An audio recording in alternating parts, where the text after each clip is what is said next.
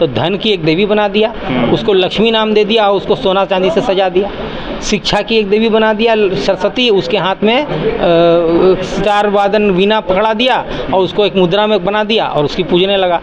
और शक्ति के आप देखती हैं, दुर्गा है, काली है, ये सब शक्ति के स्वरूप हैं, उनके हाथ में अस्त्र शस्त्र दे दिए। और अपने बच्चों को आप उनके जीवन पे चलने के लिए प्रेरित करो। यह नहीं कि आप अम्बेडकर के, बुद्ध के, सावित्रीबाई फुले की, ज्योतिबाई फुले का आप मूर्ति बना लो और वहाँ अगरबत्ती जलाने लगो।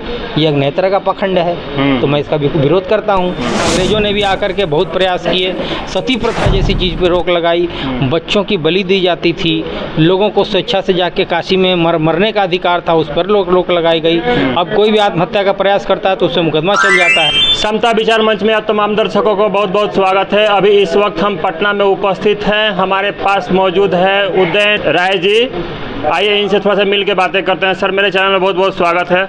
आपका भी स्वागत है, धन्यवाद। अपना पूरा परिचय बताइए सर।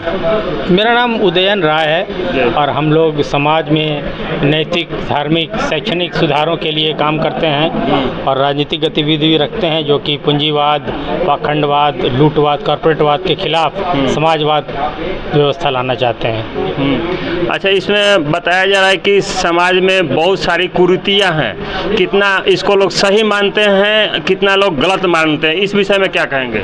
देखिए, कुरीतियाँ तो हमारे यहाँ बहुत ज़माने से रही हैं, लेकिन जब से देश आज़ाद हुआ उसके बाद हमारा एक संविधान बनता है। संविधान में आप गौर से पढ़ेंगे तो उसकी मुख्य प्रस्तावना में ही है कि देश जो होगा उसके अंदर हम पाखंड को, अंधविश्वास को पनपने नहीं देंगे।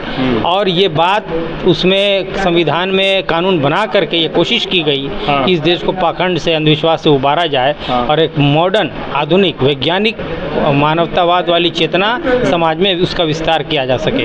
तो पुराने बात को न जाए, अंग्रेजों ने भी आकर के बहुत प्रयास किए, सती प्रथा जैसी चीज़ पे रोक लगाई, बच्चों की बलि दी जाती थी, लोगों को स्वेच्छा से जाके काशी में मरने का अधिकार था, उस पर रोक लगाई गई। अब कोई भी आत्महत्या का प्रयास करता है तो उससे मुकदमा चल जाता है। तो कुरीतियाँ कई तरह की थी, महिलाओं की स्थिति बहुत बदतर थी, विधवाओं का विवाह नहीं होता था। अब समाज की तरफ से प्रयास करके विधवाओं का विवाह कराया जाता है। अगर विधवा जो है उसकी उम्र है, युवा में, जवानी विधवा हुई है, तो ये तो प्रयास चलता रहेगा और समाज के हित में है ये। इसमें कहीं भी धर्म आड़े नहीं आता है। जो भी धार्मिक प्रक्रिया इस सब चीज़ में आड़े आती है वो धर्म नहीं है, पाखंड है।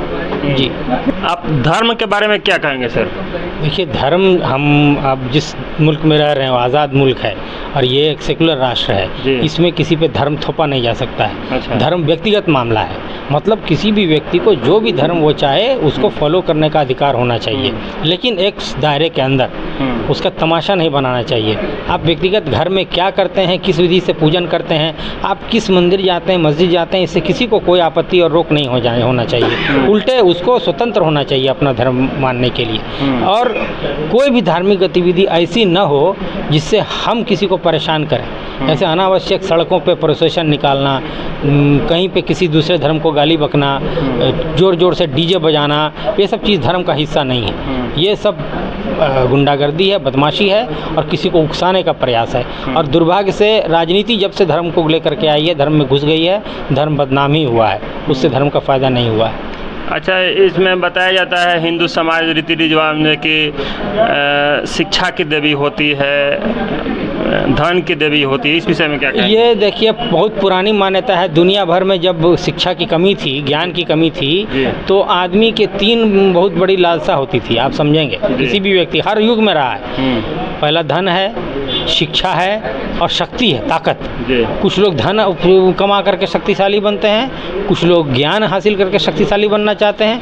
तो इंसान ने क्या किया कि इन तीनों चीज़ को एक देवी के रूप में ढाल दिया, है ना, क्योंकि इस पुरुष जो होता है उसकी आकर्षण किसके प्रति होता है? स्त्री के प्रति। तो धन की एक देवी बना दिया, उसको लक्ष्मी नाम दे दिया और उसको सोना चांदी से सजा दिया। शिक्षा की एक देवी बना दिया सरस्वती, उसके हाथ में सितार वादन वीणा पकड़ा दिया और उसको एक मुद्रा में बना दिया और उसकी पूजने लगा। और शक्ति के आप देखती हैं, दुर्गा है, काली है, ये सब शक्ति के स्वरूप हैं, उनके हाथ में अस्त्र शस्त्र दे दिए, अब उनको पूजन लगा।